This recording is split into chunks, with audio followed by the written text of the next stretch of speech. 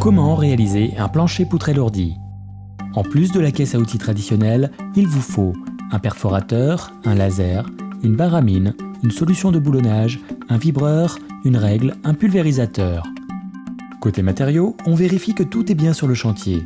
Les poutrelles et les entrevous, également appelés ourdis, des cales en bois, du contreplaqué, des armatures, du produit de cure, du mortier et du béton. Pour votre sécurité, n'oubliez pas les gants, le casque, les lunettes, les protections auditives, les chaussures et les bottes de sécurité. La mise en œuvre d'un plancher vous amène à travailler en hauteur. Veillez à positionner l'ensemble des accessoires de protection collective sur vos ouvrages. Première étape, la préparation. Commencez par vérifier la hauteur des arases des murs. Pour cela, servez-vous du trait de niveau. Si la rase est trop haute, rectifiez. Contrôlez également la largeur de l'appui permettant de recevoir les éléments préfabriqués. Elle dépend du type de mur et doit répondre aux prescriptions du fabricant. Deuxième étape, montage de l'étaiement pour coffrage de rives. Si votre chantier le nécessite, commencez par installer des plattelages pour coffrage de rives. Mettez en place les étaiments stabilisés sous forme de tours ou de cadres étais. Positionnez les pieds sur des cales reposant sur un sol stable, puis fixez-les. Pensez à bien régler leur niveau.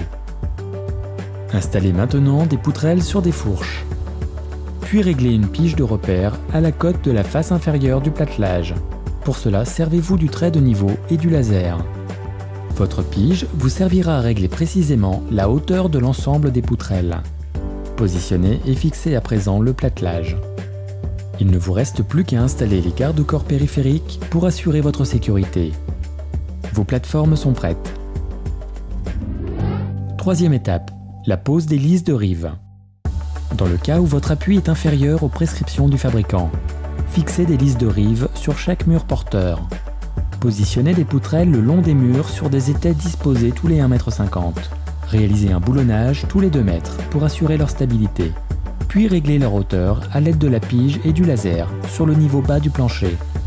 Vous pouvez adapter cette technique en utilisant directement les trous de tige de vos murs. Quatrième étape, pose des poutrelles. Préparez une poutrelle après avoir vérifié sa référence.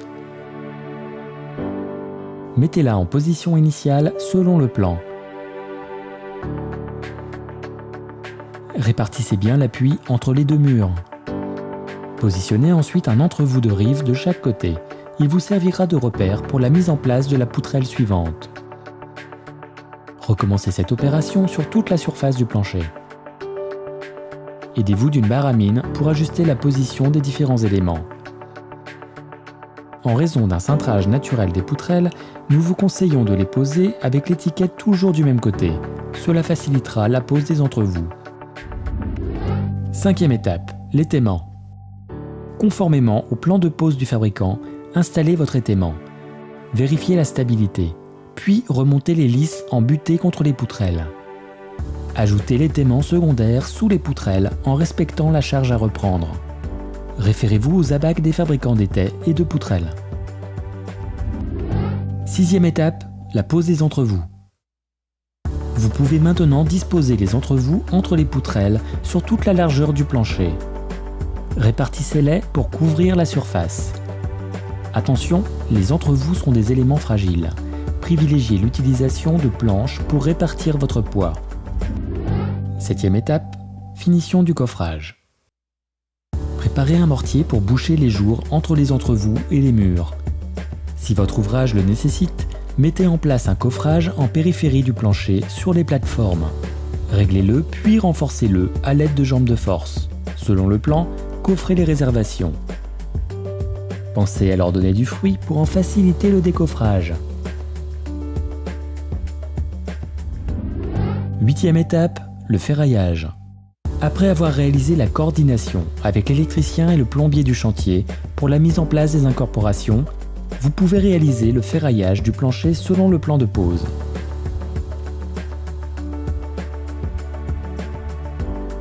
Ligaturez au fur et à mesure l'ensemble des armatures pour éviter leur déplacement pendant le coulage. Votre ferraillage est prêt. Neuvième étape, le coulage.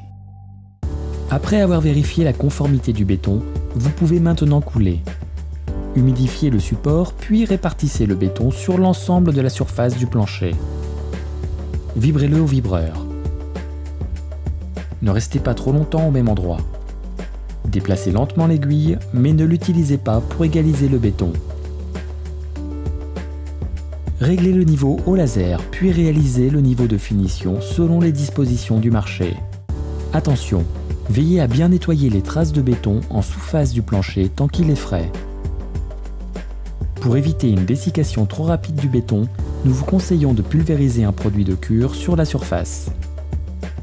Et voilà, c'est à vous de jouer.